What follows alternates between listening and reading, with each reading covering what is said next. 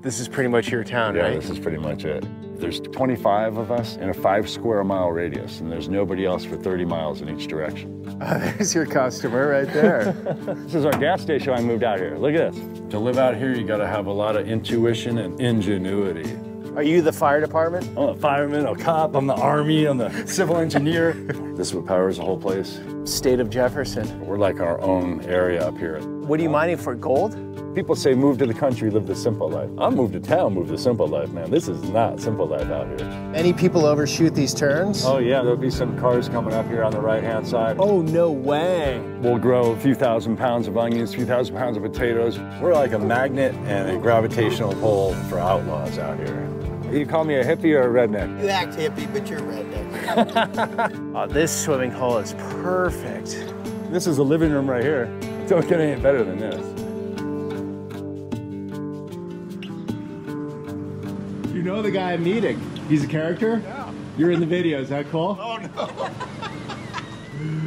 Take care. Have a good one, man. Yeah, you too. Enjoy that one. All right, guys, here we are in beautiful Etna, California. Very remote part of the state, but today's video is about getting out, way out into the countryside to meet a man that owns his own town. And also, from what I've been told, lives on his own terms, that's for sure, and has very interesting stories. Let's do this.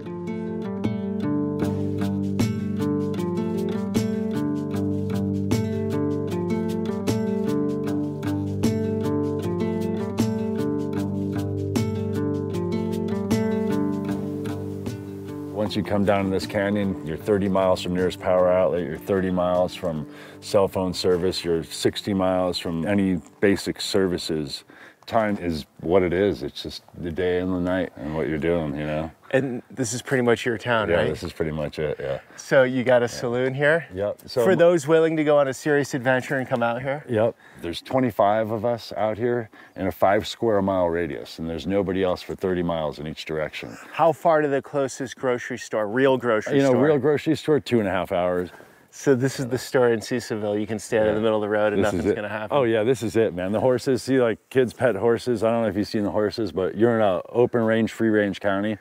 And so we have about 5 horses that are basically lawnmowers, and they just eat their way downriver and they eat their way up, and you can ride them. And there's also forks of salmon herd, and there's no Sawyer's bar herd.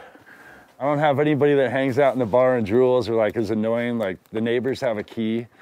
And there's 10 of us under 55, no one under 35 out here. And when I mean 10 of us, it's me, my wife, Pete, his wife, Thomas, his wife, Bachelor Bob, Bachelor August, Bachelor James, and another guy, Steven. And that's about it for people under 55 and under 35. And 2 of those people have a key. And so if you want to get anything, you can come in. This is 24/7, man. This is the, honor bar right here. Here's all the good drinks, not drinks, leave your money in the box. Okay. Whoever's coming by. Yeah, I don't do inventory. If I did inventory though, which I have, there's more money in the box than should be in the box.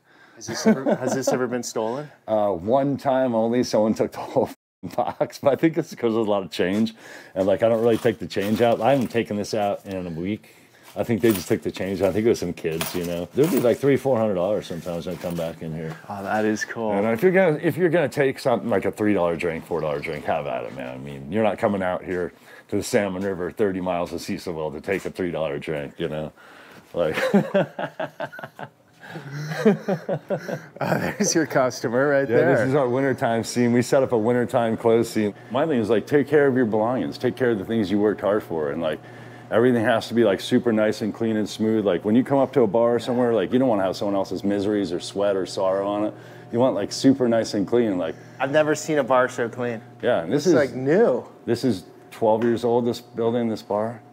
Everything here was a community effort. The whole entire building, we built this building. The trim and everything was milled off the forest out here. And then all the rocks was all from a river bar here. And the nearest power outlet's 30 miles away. So all of this is solar. And so the whole roof, there's 56 panels on it, and there's a massive power system, and Bob did that. He's another neighbor. Mark and Tim and Don, they'd rake the cement. We did a lot of cement work, and we did all the rock work, and everyone helped each other out, but someone had a set skill, we followed that person, So my other neighbor shot this bear here, Her name is Rita. We called her Jaja because she'd be in the wilderness, you know. She was always done up, and she was pistol packing Rita, wearing a leather jacket, velvet pants, silk shirt, hair's all done, lipstick, and she's out hunting in the wilderness, you know. And she's got two 44s on her hip, and she shot this bear. This is probably 1970s. And then this is a Forks of Salmon school picture from my wife, I believe. Your wife's from here, right? My wife's born and raised out here, yeah, Allegra. She's awesome. She's a total mountain woman, born and raised on the commune from the hippies who kind of started the commune. I call her like a purebred hippie. It's an hour and a half up the road. From here? From here, in dirt. Here's Cecil right here. And then Etna's over here. That's where I started Callahan today. and Etna, yep. And then this is the Marble Mountain Wilderness, and this is the Trinity Alps Wilderness, and this is the Russian Wilderness. And so here we are. We're right in the middle of the Marble Russian Trinity Alps Wilderness. There's about 100 of us maybe in this whole area right here in the Salmon River watershed, which is surrounded by that. So one of the least populated areas in the whole country. Oh yeah, one of the, and it's one of the major dark spots too in the whole country. So then over here is Arcata. It's about 3 hours away. Redding's about 3 hours away, and Medford's about 3 hours away. Well, there's only one way here, Forks of Salmon, and then one way out of here, Cecilville. So Monk, you're actually bringing this all here, or there's ice delivery? What's going on? No, man, we make everything here. Everything's self-sufficient out here. It's solar-powered ice. Basically, this ice machine makes 1,800 pounds in a 24-hour cycle. It's solar-powered, and then we have a well that's a county-approved drinking water well, and so this is... Water's got to be great out here. Yeah, and it's all off the power system, you know, then we bag it up and... Do you have your battery packs here for all your solar? Yeah, you want to check out system? Yeah, I'm 100%. curious. Because a lot of people have solar and it goes back into the grid, and you can't do that here. No, this is straight up. You need to store everything. Yeah, this is straight up battery bank system. So true self-sufficiency. Yeah, we've had this system for 12 years, you know. Come in here, check this out. So it's nothing special. Like this, basically a Connex box that we lined and insulated with plywood, and then put a gypsum board down on the ground, neutralize it, acid base here for when we're filling it. But these batteries are 3,100 amp hours each. This is what powers the whole place. You know, all the refrigeration, concert stage, the ice makers, the gas, everything, the whole place. Just this property and area, the well, everything. I'll show you the other side here. Here, this is the inverter room, basically. Bob and a few of us set this up. These are 8,000 watt radian Outback inverters. So each one of these 8,000 and we're wired in a series for 24,000 inverted watts. You hunt a lot? Nah, not really. Mountains of squirrels, random, you know, pests, and then protection, mountain lions.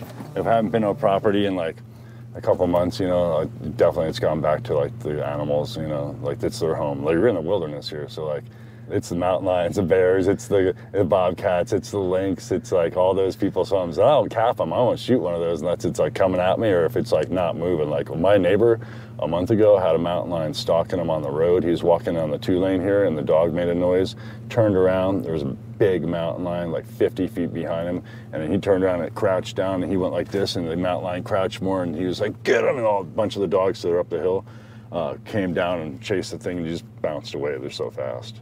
But yeah, I've had mountain lion issues in the past, future, present. I put this gas station in, and right now we're not credit card swipe. The horses keep eating the sign off of this. I gotta get a metal sign because horses like cardboard and they like paper. $6. Yeah. Why, you want to give me 7? I'll take 7. I gotta raise it, man. Yeah, I gotta raise it. It's like $5.79 in town. Yeah, right. It's crazy, dude. When Oregon across the board, it's like $3.79. Yeah. Are you the fire department? Yeah, we're the fire department as well. I got 14 high pressure pumps and miles of hoses and all the wires. So if there's a fire, we don't evacuate. We actually set up and go in there, and we'll set up a wet line around your property and take everything out in a Hallmark trailer and put it in a safe zone, which is my field up here. And then we'll do basically structure protection on the outside, and we'll create a wet zone and save your property. We probably saved a dozen houses or more up here in properties. You think you're gonna die, like you're gonna, like, you know, you're in a active fire situation. But we have safe zones. Like we had a mine shaft one time that was 100 and something feet deep, and we have food for a week in there, clothes, everything. And then another time we had a tank. Basically our equipment, I keep all equipment down here and basic needs for building, trailers, goods. Started locking the stuff up in other ways for keep it warm. I'll show you this one container. It's kind of our, you know, kind of what we have to have out here in order to be, you know, sufficient and be able to get stuff done, you know, living so remotely. Right, so if everything, if society completely shut off. I'd be fine. For how long? Oh, it'd be a long time, years. I can do it. I've lived that whole primitive lifestyle, but now it's like, what for? It's like, man, outhouse is cool, but like, you know, I don't really, you know, use the outhouse anymore. I have an outhouse and I keep it real and I don't mind it, but like, I feel like I just be out here forever. I've already proven that to myself and to my family and to all of us, you know, all of us out here pretty much can be. We hunt, grow our own food, you know. So this is basically my plumbing shed store, not really store, neighbors use it. Basically you have to have like one of each of fittings, all the plumbing, all the wires, spools of wires, just everything. You don't want to go to town for one thing, and it's like you have so many different ranches and properties out here and then doing a whole town project and the neighbors, you know, I have extra outback power, charge controllers, valves, water heaters, just panels, everything, just, you know, the other containers full of electrical. I've done a fair amount of homesteading, sort of live off the grid videos, but I've never seen a setup like this. I mean, like you basically have a store in there for whatever you need. Yeah, this is just for me, my properties, and then my neighbors and Pete and Bob, like they're people we groove with, you know, people are into it, you know. Yeah, look at that pretty much everyone, you know, not everyone gets along out here, but like something happens, we all get together and people help each other out. So whatever internal conflict there is, if there's a fire coming, that all goes away, right? Yeah, that shit all goes away. So then here's like, you know, this Jimmy Johnson out in Fort Jones, he got a lot of this lumber, the trees up here, and then milled them up for us. So these are all ready to go, and this is what my house is kind of made of. And then here's, you know, more stacked and stickered, you know, cedar and different trim wood. And then we have plywood and con, you know, and just units of materials. This is old. A rail car. You're out here. You saw that road you came out. Oh yeah, I didn't even notice that. It's a rail car, bro. There we go. How'd you get this out here? I didn't. This was on this property. So who lived here before? You know, before it was this guy and his wife for like a couple of years, and then before that, it used to be the old town of Cecilville, and then they mined it, and they got a few thousand ounces out of the ground here. And then when I moved out here in 1996, they were still mining this flat here, and they got a few thousand ounces out in the 90s of gold. Yeah. Are there any old buildings still out here? Yeah, there's some old buildings I'll take you to. I got a hand-hewn log cabin from the 1800s on a historic pioneer ranch that was pioneered in the 1800s when the first people came over. You just have to go around this. So you asked me how long we could last out here? Come here. That's how long we could last out here if we had to last out here. You know, we could last a long time out here, brother. Look at this stuff right here. Dude, this is 1930s. Ward LaFrance, it's like before America LaFrance, and look at the hand crank in the front too, if you want to start it up, dude. This thing is awesome. This is our fire. How cool the style. This is our fire truck when I moved out here, man. This is our gas station when I moved out here. Look at this. On the back of it, there's a pump that was welded to the back of it. And so the fuel truck would come over from the valley and fill this truck up, and then we'd all pull up to the back of this truck, and there's a pump on here, and we just and get our fuel, man. This is cool, Monk. This whole garden area will grow a few thousand pounds of onions, a few thousand pounds of potatoes. We'll do corn. We'll do all the winter squash. And that's like our root crop garden, because a lot of us at our homesteads, we don't have enough space in our gardens to grow root crops, like it's for storage. And so we do a storage over here, and we'll take turns watering it, and then the community will just eat out of it. Whoever had it, eat out of it, you know, or compost it. And you just pull water from the river, right? We'll do it on a massive scale. Yeah, water from the river. This is all riverfront property. The whole thing is riverfront. It's about 30 acres here. Is there a rancher here, or that's you guys? You know, that's us. This is us right here. Most of this is us. Like there's probably 6, 8 parcels that aren't us out here. You know, 20 years ago, I was like, places were getting for sale, people were getting old, and I was like, man, I gotta keep out tourists, recreationalists, and second homeowners out of here. Because once those people buy a piece of property out here where there is no private property, it takes away our community and it kills our community.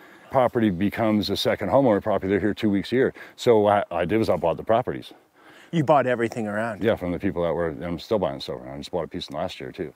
I've sold property to 3 other families, but they live here full time. And that's the thing. I carry the note for them, 0 down, you know, and they just pay a mortgage. They're paid off. I'll do that for other people, but you gotta live here because they'll kill our community. There's only 25 of us now. Imagine if these properties, then there's no private property out here. You're in wilderness and national forest Right, out here. okay, so like everything around us right here is protected national land. forest and wilderness, yes. Okay. National forest. So basically your 3 acres is a million acres because there's no neighbors for far away. So here's some of the disc golf guys. This is the longest drive challenge right here. They pop out and see how far they get to it, and then we do a helicopter shotgun start here. And then some of the pros will put them in the helicopter, and we'll circle a basket in the helicopter, and they can shoot the disc out of the helicopter. And so what inspired you to do this? You're just like, that's a cool idea? My whole thing with life has always been have fun. If you're not having fun, have fun.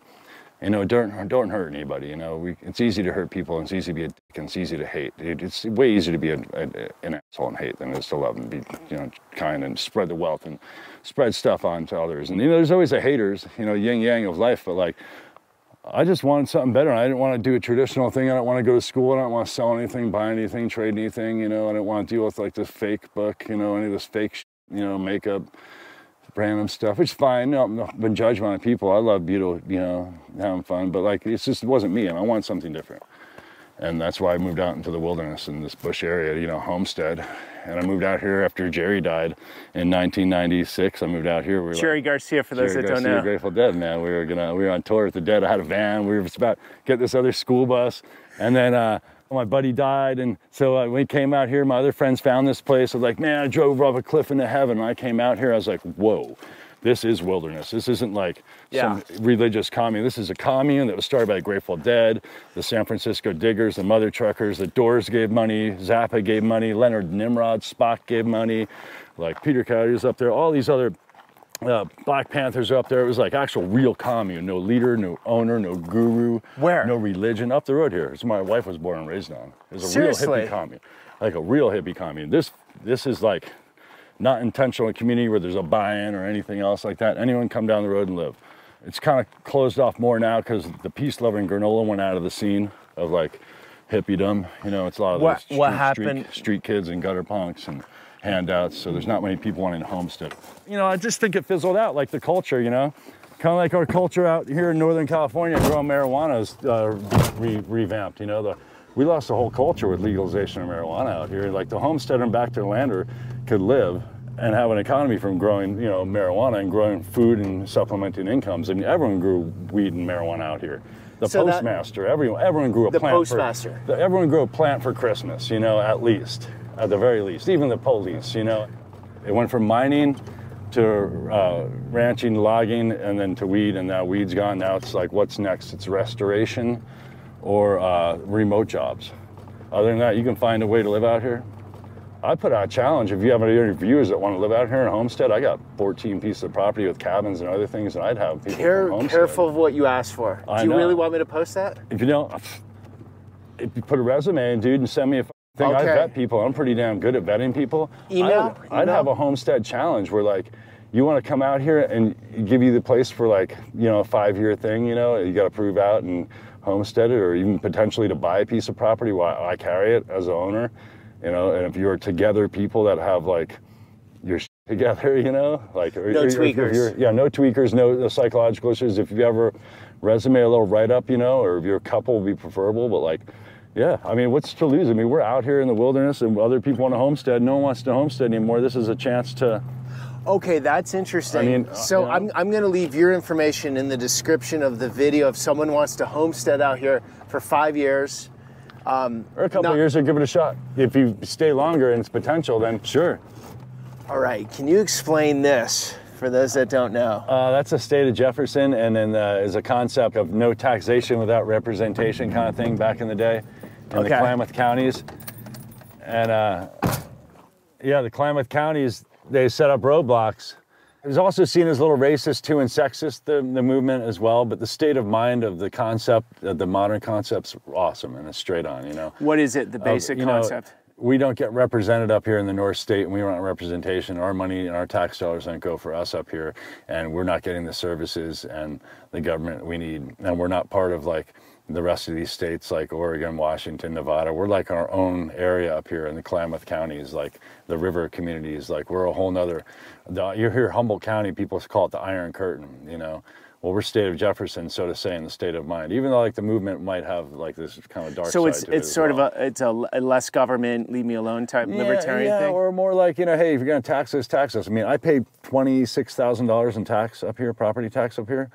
I don't get anything up here. There's no sewer, water services. I will say the one thing you got is a sweet road. This is a state-funded, county-maintained road. That means all my county property tax does not go to this road. Okay. Nothing goes up here at all to my tax dollar. And so I'm with this, man. Like a lot of us out here, like not $1 I give comes back to me. Okay, the roots were racist, but the modern. Sexist, but the how about concept, the modern day? The modern concept, yes, it's great modern concept. You know, we want. You know, Well, the roots of America were racist too. Yeah, lots of things. We're colonizers and everything coming over here, and you know, so it's progressed in a good way. You're saying? Yeah, progression, man. You know, the only thing is constant change. You know, and like the way we acclimated into the communities here, like the natives did, is because we acclimated and we changed. You know, as people, and we came out here from those other city areas, and we reintegrated back to the land, you know, back to the earth kind of movement, you know. You think that's more popular now, back to the earth? You know, I don't think back so. To the land? I think there's less people that are wanting to homestead, and people want to have their lattes and they want to be near internet and more socialization. And like even with kids, like my kid, like my older kid, like he doesn't ever want to have you know, home ownership. He doesn't talk like that, or marriage or any of these things that we kind of wanted. You know, I wanted to own a home, you know. They're not interested. Maybe they will be later. Maybe they're 10 years behind. But I don't think the people want to be off grid, but not off grid. They want to have their house that's connected to the, you know, it's not off grid. When it's the realities of real off grid living. Because like people say, move to the country, live the simple life. I'm like, man, I'll move to town, move the simple life, man. This is not simple life out here. Like this is, you gotta work. You want heat, you gotta provide heat. You can't run a chainsaw, you can't live out here if you can't run a chainsaw, or one of you can't run a chainsaw. You gotta shoot a gun. Yep, you gotta do everything. You gotta be able to grow food, just everything, man. So everything's just work. Yeah, in town I got thermostat. The water works. The water's out in town. That's a freaking city. They're gonna fix it. You know, water's out here. I gotta hike up the thing, hike the creek, the spring, the well. So here's another property I bought like a year or so ago, and this was a someone's summer cabin from the coast, and this is like 7 acres. 7 acres. Oh, this is like 7 acre riverfront piece here. And there's a summer cabin. You know, they come up here in the summer and chill it out. You know, and they got old. And they wanted to sell, and I was like, well, I don't want a second homeowner, and I'll sell it to someone who wants to live here permanently. This piece maybe not, because across from the saloon, and this is their scene, you know. I pretty much took their stuff out, but this is all their stuff that was left. They left it, like all their stuff in it. And it's all about the old Trivial Pursuit game. Yep, medicinal plants out here, organic gardening, you know, wild crafting. To live out here, you got to have a lot of intuition and what my native friends call ingenuity. You got to be really ingenuitive to live out here. Like if something breaks or you don't have something, you could you whittle it out of wood sometimes, man, until you get something that you need, you know? Right. Like you got to make it work. Right. You know, you can't just give up. A lot of people give up too. And that's like the modern society, throwaway society, give up society. It's like, man, we can't get through there. That's all bedrock. I'm like, oh, we're going to get through there. And we do. And like we persevere. And like that's like that old miner spirit and that old spirit of when people pioneered areas too. Like out here when the miners came, they had mules and they brought all this in here and built roads and did all this stuff people couldn't even fathom doing today with equipment, you know? Right. And so like these are some of the salt of the earth. And then the natives before them, those guys were the hardiest of hardy. You know, when the white man came out here in 1850, the people were still using stone tools. This is 1850s. That's my neighbor Dave, maybe. Ooh, that'd be fun to get a little ride right now. That's your neighbor? Yeah, Dave. He has a helicopter? Yeah, he owns Shasta Air out of Redding, and he's got the ranch up the road here. And so helicopter Dave, we fly. My kids, he'd land in my front yard, my kids would like go out the cabin in diapers and one's naked. And like Dave's pulling my kid in the front door in his diaper, and then they're both in there. I'm like, I guess the kids are going for a ride. This is one of my elk tents my kid has just for his friends. And I haven't been up here in a minute, but my kids just pretty much gave this one to my kids, this property. You guys want to have fun, hang out in the cabin with your friends. Years ago, we used to say like, you could see who has TV and who doesn't have TV. People that have TV is like the ranches are a little bit like run down, more trash around, or you know, you're watching TV, you're getting distracted. You know, what's real in life is like, you know, besides loving each other and friendship and, you know, getting things done, you know, is you know, whatever that sitcom is, that's not real. You don't need that. And so people get sucked into the boob tube, which is easy. I like a little TV, don't get me wrong here, you know. I like to veg out. I don't have time to. But, Dude, you watch TV? And the stuff that sounds stupid anyway. And I was like, you just flip around for hours. No, I don't watch TV. I don't have TV. I do Netflix and RVing with Joe, YouTube with kids, and haul over inlet and bone-headed boaters. This is pretty much it. This is the cabins that the kidnapper stayed in.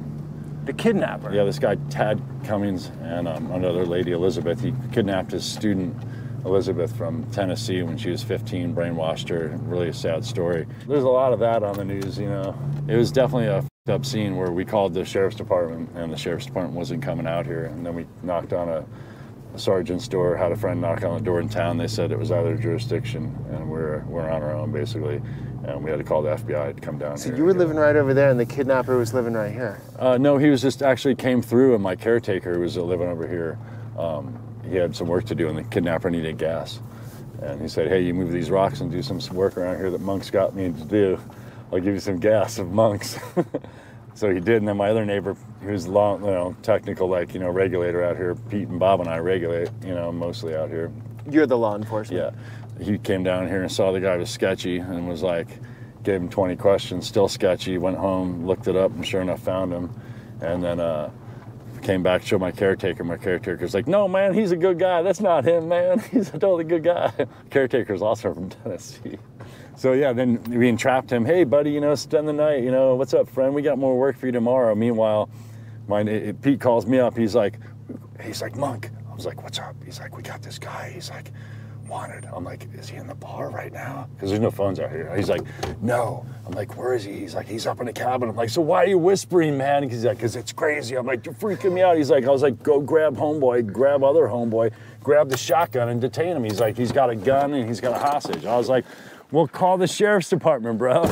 He's like, I'm just making sure it's cool with you. It's your place. And I was like, well, yeah. That's how it is out here. We have to regulate. You know, we have to be the own police. We're the fire department. And so basically the kidnapper took over, not took over, that would be the wrong word. My caretaker let the kidnapper stay in this cabin here that was half done. They were rebuilding because I was going to build about 6 of these. How many years ago was this? This is about 8 years ago or something.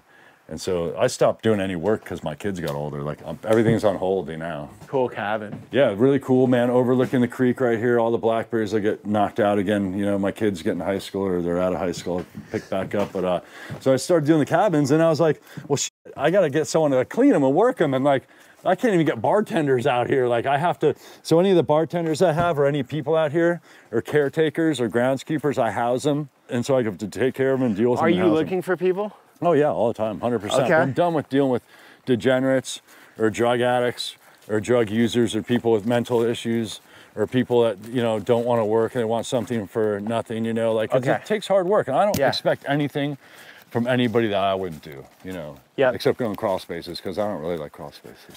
But other than that, man, like I do everything and I go all night, you know. This is my homestead. I've had this the longest. So I've pioneered other properties, so to say, pioneer started other properties and walked away from, but this place I've had for mid 20 years. Great. Yeah, I made this whole meadow, did all this orchard, you know, I think there was a couple of trees here, Thompson seedless grapes. I'd still be in this first cabin if I have kids. I mean, simple life, brother. You know, like it's easy. We live outside, you know. I keep it real still. Got an outhouse. Chicken coop. I don't do chickens anymore. This isn't the kind of place you're gonna like raise animals necessarily unless you want to have a lot of work or a bunch of Great Pyrenees or a lot of dogs or you kill mountain lions all the time. Like if you want to get mountain lions, get goats. Goats will bring the mountain lions. You want bears, get chickens. Everything eats chickens. Like the bobcat, lynx, I've had hawks come down, I've had everything. So that's chicken coop and here's outhouse right here. You don't use this stuff? My friends do. Neighbors, I moved it from 3 different properties. This is my first outhouse. And that's so you can get in the winter when you're in like 3 feet of snow, because this was up at 4,200 feet at my first like mini homestead. Do you get snow here? Yeah, we get a little bit, but then it melts away. But Up on the road you came over, there'll be 10 feet, 8 feet, 12 feet. We snowboard off of that road. Okay, do you ever get snowed in? Like the road isn't cleared? Yeah. Like yeah. what's the longest time you've been snowed in here? Well, on this ranch down here in the river, not so long, a few days, but up on the mountain, it's been months. And it came at a weird time, because it's winter time, so I'm shutting everything down, you know? I'm like, I'm winterizing everything, and the leaves are all around, but like... Yeah, it's a beautiful time now. This is where my friends, all my friends love coming to this. Outdoor shower, there's nothing like the outdoor shower. It's like, I use this in the rudimentary form it is over indoor, you know, I'll be out here, I keep this on till the very latest. My buddy Kevin did the rock work here. Man, I love this cabin. It's so easy to heat and keep cool. And it just keeps me back to my roots, you know? Like the outhouse, this, you know, like, keep it simple, stupid, kiss, you know? Like, don't complicate life. I mean, this is all you need as a human. And then, yeah, friends staying here now. And yeah, it's a cute little cabin, you know? Commanding view of an awesome meadow. And this puts off a lot of heat, yeah? Oh, dude, too much. In the wintertime, you'll have the door open there. This would be like a typical, like, hippie mountain cabin out here. Or, like, semi-typical. Just like 500 square foot place or less. Not even, man. 20 by 16. Oh, no way. Yeah, man. I didn't have a refrigerator for like 8 years. I was living out in a tent, out in the mountain, dirt floor cabin for a few years in the commune, you know? Like, this is uptown. I got this, you know? Like, I had to come up, you know? But, I mean, this is a living room right here. Don't get any better than this. You gotta be really, like, comfortable in your own skin, you know? Just take like a second, you know, and like feel it. I could sit here all day, contently, bro, and just watch my friends, all my animal friends. I bet you when we come back here in another hour, there'll be a herd of deer in here, like a couple bucks, 12 deer, 10 deer. Like you can walk up to them. Right. We name them, like, oh, there's Eric. Someone shot Eric, actually. But this is going to be garden shed, and so this is winterization. I pretty much packed everything in for winter. The ranch looks a whole lot different. And this is our power room. Have you noticed the walls, how thick the walls are? We built them. All this wood was milled up here, except the plywood. So this is the Discovery batteries, lithium ions right there. We're going to put those baby dolls up on the wall. These are good ones? Oh, yeah. Are they better than the Teslas? Yeah. Tesla's like... Not as good as these? No. Tesla's like town battery. For the price point, and for the storage, and for the... No. Tesla, I don't think so. Sorry, Elon. But this is our Radiant Outback, so I have 3 of those over there. I'm going to have 2 of these right in here in this room. And that's the project I was going to do this week. Dig the trench out. I already have it half dug, and then pop this wire in the ground to a pole, mount this stuff, and hook it up. So do you live on this property? Yeah. See, I got Tesla, man. I'm cool too, man. I'm hip. Yeah, I remember Bob and I met Elon Musk inadvertently at Terrapin Crossroads in San Fran. We were just completed this project, and he had the whole Solar City crew there, and we know who he was. I don't know these people, but I was like, we were talking to him, and his whole crew, and we're like, who is this guy? He kind of looks weird, too. I'm like, I don't know, something about him. You can kind of tell people are people. And then years later, we're like, oh, that was that guy, Elon. I was like, damn, Bob, we could talk some solar stuff. Little did they know, they thought we were just a bunch of redneck, hillbilly, greennecks, you know, like, you just set up a whole town, dude, and did this whole solar system, you know? Okay, in this part of the state, explain that. Yeah. Rednecks and hippies and greennecks. So, yeah. There's sort of like a crossover between the rednecks and the hippies, right? Yeah, it's like a hillbilly, you know? Yeah. So there's the hippies and the rednecks and then the greennecks. It's like you do redneck aspects, but then you have hippie aspects as well. Like, oh, you get into organic gardening, food, maybe a little conscious about wildlife and the earth and other stuff. But then, you know, you shoot guns, you know, four-wheeling, you know, drink like some cheap beer maybe. And then, you know, you have a little more redneck concepts, and you mix it together, you got a green neck, you know? And so we're kind of like a green neck, you know? People call me hippie, and I'm like, I'm not a hippie. And the hippies that are real hippies, like the hippies from the commune, are like, he's not a hippie. But like the East Coast hippies got nothing on the West Coast hippies. Like the West Coast hippies are like the real hippie. You ain't seen hippie for nothing on the East Coast, man. You'd be like, oh my God. That's why I think other people like me might be a hippie. But it's like, no, I'm green neck, you know, or a hillbilly.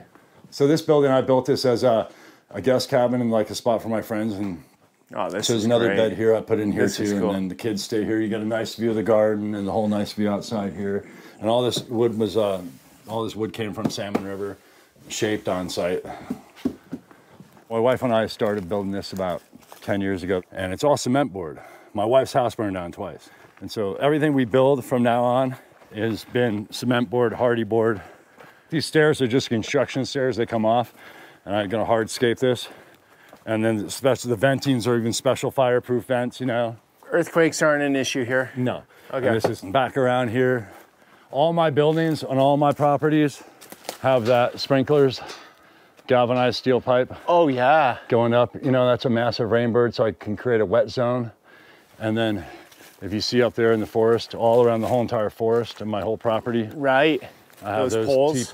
These T-posts, yep, with cement, with galvanized steel pipe and sprinklers on them. I have another one over there. Yep. And they go around my whole entire property. And so whenever I have a problem, I pop a hard line on one of those pumps into the soft line here, and I create a wet zone around my whole property. It's real out here, man. There's things people don't have to realize. I'm a fireman, a cop, I'm the army, I'm the civil engineer, I'm a goddamn bartender, I'm a plumber, psychologist, I'm a gas attendant, but I tell my friends I'm just a glorified maintenance man at this point. So like, oh cool. All the wood here came off the Salmon River and everything was milled.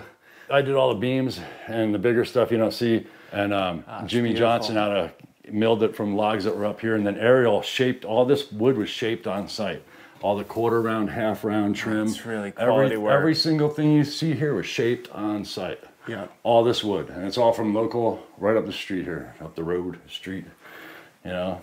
So you kept some of the hippie roots, doing the loft like that. Yeah, so this actually cabin is its own cabin right here. So this is the cabin itself. This wasn't not here. Oh, okay. So imagine there's the window right here. So that was your sleeping loft. You got your bathroom, and then you got your kitchen, and this is your chill area, and then you have your front yard's a meadow. This place, like honestly, man, and the honeymoon does not ever end. Like it really doesn't. Like every day is just beautiful, another day in paradise. And like there's the honeymoon phase, but it's...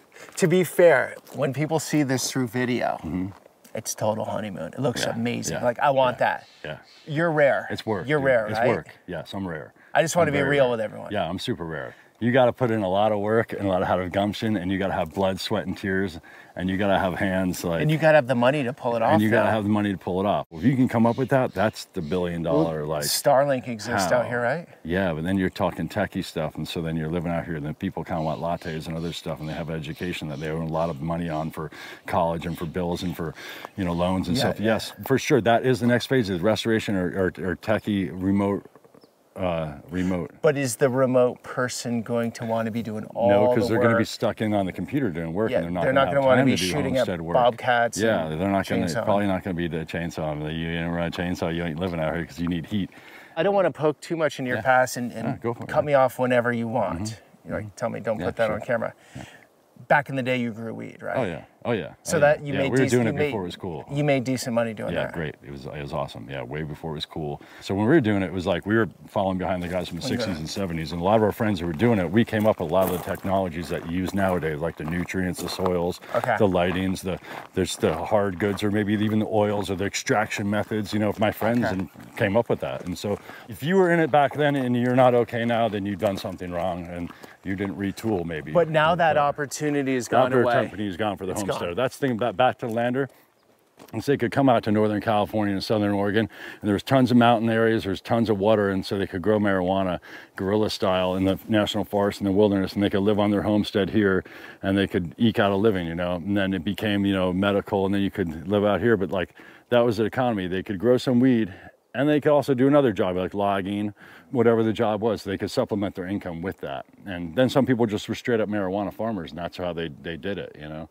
And that now that that's gone, you know, it's kind of retooling our whole culture and our whole Northern California, Southern Oregon way of life, you know, because that's where these people came and settled this area after, you know, natives, the mining was the hippies and the back to the land movement. And that afforded those people to be able to come out here and live and homestead. And as well as a lot of those people who did come out here into these homestead areas, also, I'd say more than half came from prominent families where they didn't have to worry about money necessarily, you know, because their parents worked or they had an inheritance coming. It was the older school kind of thing. Okay. Their parents were they were born in the 40s and 50s. So they didn't need the money. So yeah, they had the privilege. You know, people call it white privilege, just the privilege of life. I mean, whatever race or color you are, you can go to Africa and a predominantly black place and people are privileged more than others. It's just privilege. And people, either waste their privilege or they do good with their privilege, and then they try to spread their privilege around. Some people, you know, it afforded a lot of those people luxury to be out here and live in homestead, not just here, but just Northern California, Southern Oregon, and buy those ranches. So those people are probably the people buying the land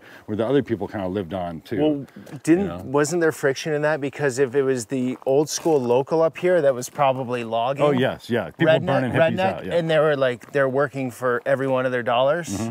And they weren't getting a trust fund or anything, so was there that friction? Oh, there's a massive friction. There always has been a friction. There's still a friction. There still is? Okay. Oh yeah, for sure. And there always will be. Like the thing about marijuana, it was an equal opportunity employer for everybody. It depends what you put into it and what you put out of it, got out of it, you know, and some people did and some people didn't. And it also kind of kept the tweakers at bay because it gave the tweakers a job. And so the tweakers weren't stealing as much towards the end of the whole green rush thing, because like even the tweakers had some plants, and if they were stealing a couple of plants from someone. They weren't stealing like your generators or your car or random shit, you know. Do you have tweakers out here? Not so much anymore. I had them at the bar. I got law enforcement officers. I'm like, how many times have you been drawn on? They're like, never, once. I'm like, I've been drawn on 4 times. And, you know, it's mainly from tweakers or unstable people and me having to regulate out here. Everybody had that attitude, their communities would be a whole lot better and everyone would be living in peace. But everyone relies on everybody else to do stuff for them. So kind of living out here and being self-sufficient is like, when I go on the road, I move rocks out of the road. You know, the counties, we have the county guys, but I do it. You know, we kind of take care of ourselves and take care of our own community. Then it makes the need less. You know, we're creating this need with government and creating these projects because people don't say anything or they don't step it up or they get hopeless, you know, and you got to lift people back up. You know, like the difference between like Fish and the Grateful Dead is like when I was on tour with both our friends that work for Fish and Dead family, you know, is a Grateful Dead if someone's on the ground and hurting or is passed out, someone pick you up, make sure you're okay and alive. And a Fish show, like someone just walk over you, you know. And that's kind of like a different societal kind of thing of like the Grateful Dead's peace, love, and granola, and they're love and happy, and Fish is like have fun, party, and like great music too, you know. And just a different kind of like headset. And a lot of those people crossed over, but some didn't, you know, didn't cross over. For those that don't know, a lot of people watch from around the world. Yeah. Oh yeah, yeah. Music, yeah. Grateful Dead. Music. They were around for the biggest following, let's say, for the longest biggest amount of like time. cultural family following. Cultural family following the Grateful Dead. I wasn't a Deadhead. I wasn't born one. You know, just my parents listened. But you could go out there and you could go to a Dead show and experience this whole other culture of peace, love, and granola and happiness, and a whole other way of life or aspect of the hippiedom. You know, we have other bands, Railroad Earth, and other, you know, festivals, but it's not that deep-seated hippie culture that someone can go out and find on their own and then maybe live that lifestyle or gather things off of that and integrate those into their life. They have to find other ways. It wasn't so much there. And the Grateful Dead broke a lot of bread, metaphorically, so to say, with their music and with people and with culture and you know, just the crossovers. And I think with the Grateful Dead being gone and that whole genre and the whole mindset, it kind of changed the whole Northern California as well.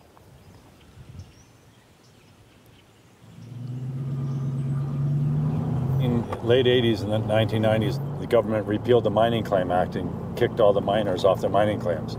So we had 1,000 people living out here on the Salmon River, and they're all living on mining claims. All the private property on the Salmon River is patented gold mines. All my property is patented gold mines, or it's a patented ag land to feed the mules and the people that work the mines. That's how all this land became private, patented gold mine or ag. And so they kicked everyone off the mining claims. You had 1,000 people living on mining claims, from people from the 1800s that had hand-hewn cabins, ranches, whole spreads like this. They gave them 90 days to leave. If they didn't leave, they'd come and burn your house down. So some people left, some people got lifetime tenors. They never ever did a 99-year lease up here. It was lifetime tenor, and you live there till you die. And it goes back to the government. Some people got allotted land, rare.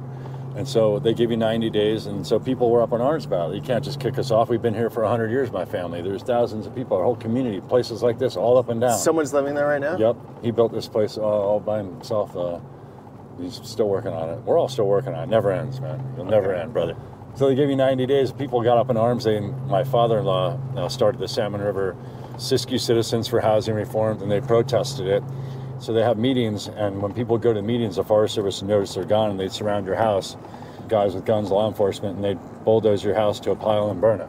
And so they burned 1,000 people out of here easy. The guy that was in charge of it, name was Harry the Torch. He was the burn boss for burning all the houses and cabins on the Salmon River that people lived in. And one night, people went to town and burned his house down in Wairika. It's kind of fitting for Harry the Torch. So this is our other property down here. It's like a half a mile of riverfront. It's both sides of the river and road. I pretty much bought this piece as a community piece so we could all have a place to go swimming. and you'll get some good view when we come back for sure. Both sides of the river and road's mine. I'll tell you when it ends. And then past this property, I'm the last property, and then it's all federal lands for 16 miles about. There's nothing out there, not a house or anything. So the government kicked everyone off the houses and pretty much burned them out and killed the community out here.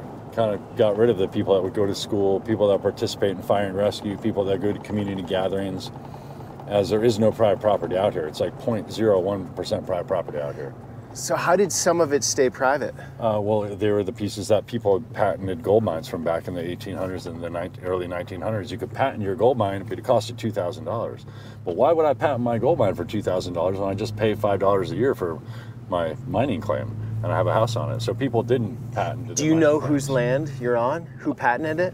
I believe the Shasta Mining Company patented this piece of property. And it was a little hard to patent for sure, but it was out of reach for people. And people didn't buy into it because people that were living out here, they were coming in with mules and stuff. And like, even when I moved out here, we didn't have nice cars. This is a ranch truck here, and I have 3 of these ranch trucks. Like, this is just a work truck. You know, marijuana has afforded people the luxury to have certain goods and items, you know, and, you know, tenacious work ethic. And this is my property, this is my swimming hole. This is the Salmon River, and right out there is St. Clair Creek, and this goes up into the Trinity Alps Wilderness headwaters.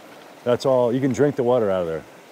There's no farms up here, there's no ag, there's no fences. Some of my community members drink the river water. They literally filter it and multi-pure, and they drink the water. There's nothing out there, nobody lives this way for week hike. This time of day in the summer, you know, spring, early fall, we're swimming. We're having barbecues, we're hanging out here, tubes across the river. Oh, this swimming hole is perfect.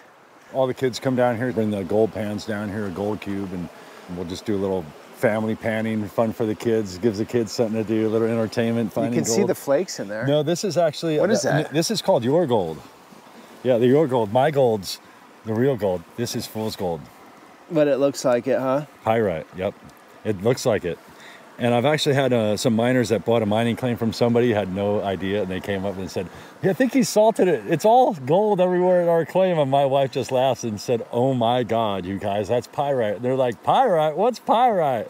They're from somewhere else, man. But I tell the kids, that's your gold. You can have all that.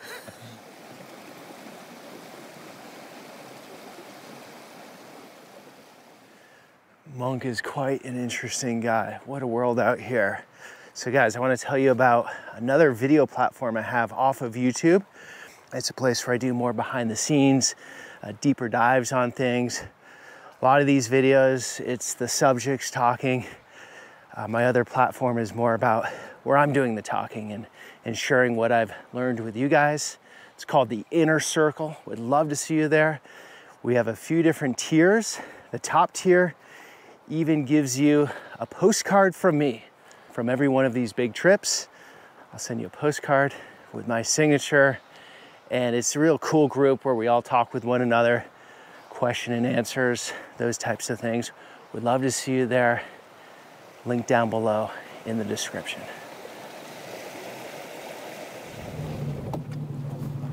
Troy's a wild man right here. Right spot. Troy's our mail guy. Troy's the mail our guy. mailman. I drive this road Yeah. every day. Yeah, How you many want- miles are you doing a day? 106. I've been doing it for 7 years. I love it, man. It's beautiful. It changes every day. I see all kinds of wildlife and wild people, and Wow, people, man. pretty much dig it. Yeah, Troy's like our extended community member and a lifeline. He's our lifeline, you know, because like, think about it, like Matt, there's UPS, and there's Troy. Other than that, like, there's no other people coming in here, like rain, snow, sleet, or hail, and like delivering whatever they got to deliver us, our packages, or whatever you need, or a part to make our power system go. Every day you come in here, Troy? Every day but Sunday. Really? So there's that much mail to deliver? 6 days a week. Whether or not there is or not, Will I they come still whether coming there's mail out. or not. I've got a little bit to deliver. About 5 or 6 And people. Troy's like historic, man. Like before, like it was Charlie Snap for like 80 years. And then who for a minute, there's Punky and Yvonne. Punky and they Yvonne. did For a while. for 10, 12, 15 years. I think 14. Yeah. 14, and then Over for them. now 7 him. So there's probably only been 4 postal delivery people in the history of like the Salmon River out here, maybe. Is that an honor, Troy? To be one of the I few? feel it is, you know. Yeah. It's cool. We honor him, dude, every day, man. I love seeing Troy, man. And we get news from town or something, you know, like I don't have Facebook, Instagram, Cops nothing. were all over yesterday and fishing game and shit. I don't know what was going on. They're out here, dude, doing last minute hunting stuff. I guess 6 people shot at the dummy deer. Methodist Creek, they had it for a little bit. No kidding. And a few people shot it at that. They have a mechanical They buck. set up a dummy deer And it moves to and catch shit. people? Yeah. Catch poachers. I Yeah. wonder what they were doing out here. Yeah. And then the random bear hunters. There's still some people who like to poach for gallbladders and stuff. Yep. And Unfortunate. a lot of bucks right now. Right on. Yeah, right on. Awesome. Take care, Troy. We'll see you. Drive safe. You know it, dude. See you tomorrow. You know it, brother. That's Troy, man. He's a lifeline, man. Simple life like that. You know, Troy does the mail. Comes out here every day, gets to interact. He's just happy to be here, you know? Troy's digging it. If he wants his solitude and just to drive. So that's what it is. Guarantee of the U.S. Postal Service? Yeah. Like everyone gets service. Yep. And like our phone service, so Siskiyou Telephone, they're one of the, I think, last privately owned telephone companies in the country, but they've been out here since 1800s. And they beam our signal from Etna with these huge archaic dishes from the 40s onto the mountain to a repeater, to another mountain to a repeater. Then it comes down, we have phone for like a mile in Cecilville. And then that's it. 2 of our neighbors still have like crank phones with the wire running through the trees. That's all wilderness right there. You can drive down this little road right here. So this is what the road's like for about, 30 miles. Cliffy, 1 lane. You gotta stay on the right-hand side of the road. And the person on the cliff side has the right of way. Yeah, no guardrails. No, and over here there's some... Many people overshoot these turns. Oh yeah, look down here. There'll be some cars coming up here on the right-hand side. Oh, no way. Oh yeah, check this out. I think right around here there's an old car from the 50s right here in this one spot. And then there's a car from 2 years ago. Right about here there's a car from... Oh, no way. Yeah, wow. there's another car down there too. So our other friend, John, I'll park over here. I'll pull over here because it's bad blind. Our friend John went off the road right here. Boom, drunk as a skunk, right? Wakes here. up in the morning time, upside down on the roof of his car, drunk, no idea where he is. He went off the cliff right here and lived. Nobody goes off the cliff here and lives, but John did. You know, it's a kind of shame. It's like the people that are the drunkest, they live when they go off the road here, but the people who are sober as a ghost, they die or get hurt. And this is a one-chance road. This whole road, this will teach you respect right away. Like R-E-S-P-E-C, stop, man, because you are gonna die if you go off here. If not, you're lucky. Little tiny tree will stop a big truck.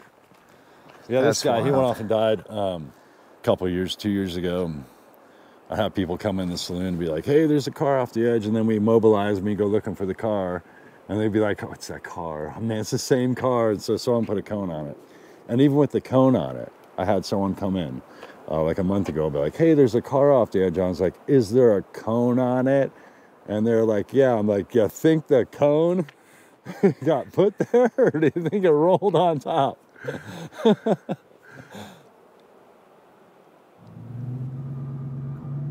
We're like a magnet and a gravitational pull for outlaws out here. Right, because the guy we just met with, he didn't want to be on camera. No. But he was a character. Yeah, he's definitely a character. He's definitely an outlaw. And everyone's kind of like outlaw out here, and an outlaw spirit, have outlaw traits. But like, we get criminals from the outside area that come out here and they think they're gonna hide out here, or like get away, or they're wanted somewhere else. But it's like, first off, you're not a survivalist. You're like wanted for some weird stuff out in the town or city. So you're gonna come out here and you're gonna last for like a couple days and you're gonna run out of resources. Then you're gonna look at it, you're out here in the middle of nowhere, you're out of gas, you're out of whatever, food, clothes, you're gonna break into one of our cabins. And then we're gonna have to go looking for you with a shotgun. We're gonna door to door. And then we're gonna find you. And then what do you want us to do with you now that you've done all this criminality to us out here, thinking you were gonna come out here to our little community and hide out? You know, you're not. And we're going to notice you right away. Like, you're going to stand out like a sore thumb. Anybody who comes in my saloon or anybody who comes around, the first thing is like, hey, how you doing? Where are you from? You know, if they don't answer that, they're standoffish. It's either because, like, they don't like being pried, or it's usually because they're doing some aspect that they shouldn't be doing, you know? And most people are like, oh, from so-and-so, and they're pretty cool. I get a good read on people within, like, a minute. like seconds even usually. This is our community center that's in need of a paint job, but we don't have the funding right now in the community to do the paint job. And that's our hose company back there, because it's all the same people. That's where we need more people, is because it's always the same 25 of us that are like have time to do work. And so out of the 25 of us, 10 of us under 55 and under 35.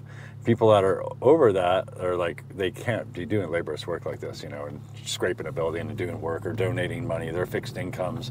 And so it's always the same, like, you know, the 10 of us, it's the same 4 or 5 of us out of that 10. And we have to regulate when there's a fire or there's a criminal coming in town. It's like, I'm tired of regulating people that come in here from out of the area, because that's what, you know, happens. I'll have to regulate. They'll come in my saloon. I'll catch them stealing something from a neighbor's property, or a neighbor will call me up and be like, hey, we saw some sketchy guy coming out of our barn. And then does that happen often? Oh, once every couple of years, you know. And yeah, it does. We take care of them. We stop calling the cops. You know, we'll put you in the truck. You just like tie them up, put them in the back of the truck? We usually don't need to tie you up at that point. When you have a bunch of big dudes, you kind of get compliant real quick. And maybe so you put them in the back of the truck, bunch of you guys take them out. Yeah, then we take you out. Maybe we have a truck behind our truck and another truck in front of our truck. And we do a convoy. And there's 6 or 8 of us. It depends how criminal you want to be or how bad you think you are compared to us. And sometimes there's just 2 or 3 of us taking someone out, or 2 of us. You know, we've had to take charge of the situation at hand, you know, and have the upper hand so we go home at night with our families, you know. Is someone living out here? Yeah, these guys are awesome. They've been here since the old days. Good family, good friends, awesome people. Have incredible parties for a week long. Music, fun, food. That's their Burning Man RV. That dog is huge. Yeah, he's an Irish Irish something. He's massive. What's up, buddy? All right, go home. Go home. Go home. He'll probably follow us up there. Where are we going? We're going to go up to this historic ranch I got years ago. It's when the gold miners and pioneers first came over from the hill. Pretty idyllic, and it was a beautiful working meadow ranch, but it caught fire 2.5 years ago, but it's still pretty darn cool. The nearest neighbor's about 1.5 miles, 2 miles away. That's my other friends that you just passed there. So you got this from an old rancher? I got it from this guy, Jim, who had it for like 20 years, but I wanted to buy it from the old rancher who had it, but he wouldn't sell it to me because we were too hippie, he thought, and he didn't want us growing up here. And they had a note on the property, and they carried a little bit of leftover for us for a minute. Anyway, at the end, they were friends of ours too, and they were good community members, you know. So this is the hand-hewn log cabin they built in 1860s. The first cabin they built up on the hill on the right-hand side. It was in a cold spot. They immediately moved. Oh, this is special up here. Yes, Taylor 1860, you said? Yeah, about 1860s. Oh, wow. So what do you want to do with this place? Man, so this place, you know, it was in its glory not too long ago. I'd like to get a family or some people living up here in homesteading and get the homestead back. Oh, yeah? Yeah. Look at that, hot tub potential. Fuels reduction work from the fire to do post-fire cleanup. Like the place, I had it dialed in. Everything is green, everything irrigated. It was set back up. We were about to do fencing and get some Scottish Highlands or something up here, and then start building some other cabins. We had some sites cleaned out, and then the forest fire came and kind of set it through the ringer. This plywood's up for the bear, so I just put plywood over the windows because the bear was... Okay. The bear is a nonstop harassment issue. Like, so you want someone to live out here and buy it, or just live out here? No, live out here. Yeah, you got a homestead, you got a ranch, you got to keep up the place. You know, but for free, they live for free? Yeah, live for free, yeah. And then potential to maybe purchase another place we have out here, be part of the community, and purchase a spot. Okay. You know? Yeah. So what I'm gathering is your thought process behind that. Maybe it's financial, but maybe it's more because people are getting old and dying off, and if that happens, no one's going to be out here. Yeah. And you want some people out here. Yeah. And if it's not necessarily this place, it's another place, because this place I'd like to move up to and be up here, get out of town, Cecilville, you know. Cecilville, it's getting a little busy down there. You know, a little towny, you know. Well, that's the thing. We have so many of these properties that, like, many of them will work, and they're all kind of interconnected, you know, what we use them for, you know. Like, this is a great spot to raise animals on. Not so good to grow food on long term because it's a little higher elevation, you know, 4,000 feet. Yeah, for the right person or couple or family, yeah, this is a dream come true. Oh, yeah. So that's what it was. Yeah, it's right here. And it'll be that again. Just take a little work, you know, not much work. You know, and that's what happened. See those flames? Those are 150-foot tall trees. And that's coming up at, it's massive fire. Jeez. Coming at it. That's pre-fire right there. Yeah, that's in the meadow right there. We'll get it back to that.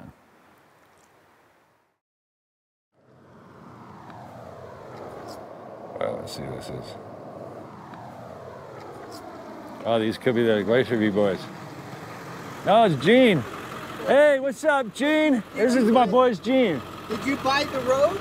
I did, man. You notice? Can we go through? You know, let me think about Gene. How old are you? 83. I'm running a deal. Anybody under 60 can go free, but under 60 you have to move a little firewood or do something, dance. What's up, brother? How you doing, man? Good, man. Just chilling the front out. Peter, nice to meet you. What is it? Peter. Peter. Gene's got a Gene. sick Gene, yeah. ranch spot up the road. Gene, you got a nice place? Awesome, yeah. He's 83. Oh, okay. He used to be the water master too, California or Well, Sacramento. water master. I was head of the water program for Northern California. And you run the rodeo too in Sacramento. Ready, still am. Ready. In Redding, you run the rodeo. This is the California nobody knows about, right? Well, apparently they're going to find out about it now. Oh, yeah. Well, the good thing is they can't live here. They can't come here. They can come That's right. You through bought up here, all the land. but there ain't nowhere for them to buy, live, or stay. Well, You there know, never was very much for sale. there's not even an Airbnb out here so much as anything. You know. Oh man. So you grew up out here? Well, I grew up in the Bernie area. Okay. But I was in the Caribou Lakes in 1952 and told the scoutmaster, man, I'd like to have a cabin down that canyon there someday. 65 years later, I got one. You did. Yeah, Gene built a really sweet spread up there. I'm making a video of Monk today. Oh, yeah? Do you guys find Monk interesting? Of course. There's only one monkey. Is it Monkey up in these parts? Yeah. The guy that was hollering at everybody, get that pump running. We got a fire to fight here, pulling hose. Yeah, he took over and did a good job. Yeah, Monkey Monk. So it was Monkey for like years and years, and so then one day he's like, hey, Monkey Monk, and I was like, my nickname has a last name? I don't normally follow some long-haired son of a bitch, but you know, I'll follow Monkey. Yeah. You call me a hippie or a redneck, Gene? What do you think? Redneck. You call me a redneck? Yeah, Okay. you act hippie, but you're redneck. Or I could act redneck, but I'm a hippie. Well, the question is, do you like Trump? Me, I don't waver to any political party because I'm a business owner, you know. I can't jeopardize the welfare of my high property business in Cecilville. You know, as I say, you got to have a lot of pomp and gumption and a good rebuttal. You know, that's about it in life. You know. Hey, you getting your place cleaned up from the fire? Yeah, kind of slowly. We were just up there at the ranch, man. I got a grant coming in for some fuels reduction, but we're doing mastication work on it right now. Hey, we had a Forest Service ranger come in yesterday. He was looking for somebody cutting cedar illegally or something. Ah, yeah. And, Yeah, okay. I told him, I said, you know what? I said, I think you're probably not going to find anything up here because we've already cut all this cedar out. Yeah, we already got this, yeah. And I was leveling with him. Yeah. His name's Rocha. Good guy. Okay, Rocha. Really. Yeah, I just had hunting season end, and yeah, now it's just like local traffic only, so if you're around tonight, I might have some... How is mining these days? We didn't do that good. Somebody had been in there mining during the ban. Pulled out a good amount of lead, a little bit of mercury. You know, reclamation mining for people, public lands. And we got enough to pay for everything, put a little bit of money in our pockets, but we didn't get what we wanted. We never have got what we wanted. Yeah, right. What are you mining for? Gold? Yeah. No, I don't know any we are rich mining gold Precious miners. metals. We are mining to rid the stream of lead and mercury. Yes. And we're We get the improving the precious metals. fish spawning beds and improving the streams. Mm-hmm. Can anyone go out and prospect on the river, or what's that story? This is almost all claimed, so It's all you claimed. have to have the permission of the claim owner. Yeah, or you have to claim it. You can prospect, but you can't recreational dredge with dredges, but you can go out and prospect like with pan and, pick, but on something that's not claimed by someone else or isn't already, you know, But claimed if you over. look along here, you'll see this whole river here is claimed. But you can go on any mining claim, you just can't interfere with mining operations. So say this is just claimed as a mining claim, you can still go out and recreate and have fun and camp on it. Camp on it. You just can't like actively mine. If someone is mining, you're supposed to give them space to mine because it is their claim. But you can still swim in the river in the area they're in. By being a claim, does that mean they own the land? No. The rights- mineral rights. The rights Mineral to mine rights. the minerals. Oh, interesting. Rights to mine the You can minerals. still go in and camp, like Monkey says. You can't interfere with their operations. But you can't But you fish, can camp hunt. on their place. You can fish. You can swim. Do just a few people own the mineral rights, or a lot of people have their claims? Quite a few claimants in here. Lots of people from out of the area. Maybe the people in mining clubs even. There's Yeah, people like in the 49 Sacramento. Club. Yeah, there's other people that have claims. They just keep claiming them, but they never even come up here. They don't even know they have a claim hardly. The bookkeepers Well, doing the Monkey, paper. you're looking good, and Yeah, not bad for someone who's going to get a disc replaced in their neck in another 2 weeks. Really? I got severe degenerative disc disease. They want to go in through my throat, take out a disc, put a cadaver bone in, put a titanium plate. Should I get it or not? C5, 6, and 7. Oh man, I'm so nervous. Maybe that long hair is taking some of the nutrients out of your body. I know. I think it's all that fertilizer I've been eating. You know. I should drink I more. never did get I need to that. drink more bleach to You even said it we out. could take some of that, and I never did get it. Yeah. You know why Monkey likes me? Why? Because until I got here, he could buy anybody. And I had some land downriver, and he wanted it. So he came up one day, and I'm working down the cabin. I did. He flipped 40,000 cash. I did. He says, "Here." I said, "No, Yeah, true. no, it's not for sale, Monkey." First time you ever had anybody turn him down with 40,000. You know, Monkey changed my view. I used to hate marijuana growers and whatnot, and I realized after I met Monkey that, you know what, you can grow and still be a good person, Ah, that's cool. That's cool. and that's true. Yeah, man. Gene's a good guy, man. This guy rented a helicopter and found his good friend's son, had died in Wyoming, was it? Idaho. Yeah, Idaho. Yeah. And I said, anybody that'll do that, it's got to be a good man. Oh, he took Oh, thanks, Gene. Took care of Means a them lot for coming years, from too. you. Well, I remember that Yeah, story. that was a good. Yeah, I remember that. Yeah. That's why I paid Yeah, you that- some money for Lem's funeral there. Yeah. Oh, yeah. That's right, Lem. Yeah, I had Lem on my property. I remember that. Yeah, years.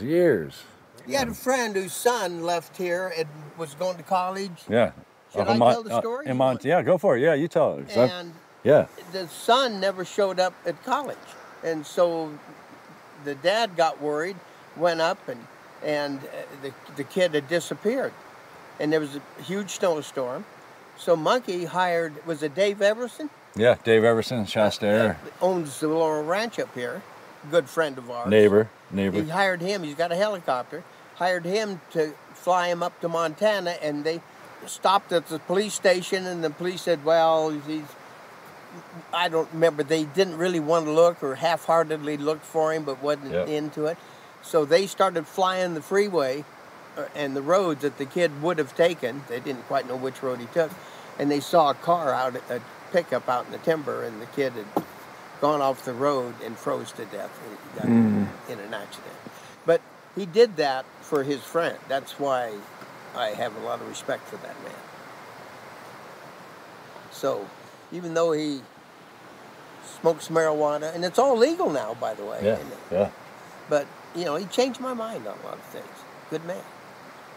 Anyway, we got to go somewhere. Good to see you, Gene. Pleasure talking to you. Yeah. Gene, great. Give me love, man. Love you guys. See you later, Gene. See ya. Always a Awesome, pleasure, brother. Always guys. good to see you, Gene. He's got a heck of a disc golf course, too. Yeah. Later, everybody. Love you guys. He changed my mind on a lot of things too, like coming together on common ground, him changing my mind on like just his lifestyle and the way he lives and his thoughts politically and just earthly and just everything. You know, he changed my mind too and just kind of opened up for me as well, you know. I mean, that's just cool being accepted by the old school guy. Yeah, it's part of being part of the community, you know, being a real person, you know, real people, no matter what. Like, we all don't see the same views, but we come together on certain things and we can break bread and hang out and care about each other still and still be so friends important. and still Why not? recreate and community together. You know, that's what life is missing for most people, and that's why I like it so much out here. It's like we're all characters, and Gene's a character and a half too. He's got some stories. I man. bet. Yeah, And you he's can tell got him. some stories. When I shook his hand, it was 40 grit sandpaper. Yeah, he's a rough boy. Salt yeah, of the earth. He's salt of the earth, man. That's pretty awesome. Cool world you've created. Thanks, man. And for those that might want to come out here and homestead and help out, yeah. I'm going to leave a link below. Yeah. You're going to give me a link, Okay, whatever yeah, that I'll is. give you a link. I'll get one. Yeah. Yeah, So we'll get guys, that, man. if you got some thick skin, right? Thick skin, strong work ethic. Drive, work ethic, yep. No tweaking issues. Yeah, stable mentally and financially preferably. Okay. And want a unique experience, life experience that you'll never forget. Yeah. Homestead, see if you can live off the land, or even just try living off the land for like a year or something, you know? Yeah. Yeah, there are all sorts of options, you know? All right. Definitely. Links down below. Yeah, Monk, awesome. Thanks, bro. Dude, great. Appreciate man. it. Great to have you. Awesome. Yeah, that was awesome. Yeah. Thanks for coming along, guys. Until the next one.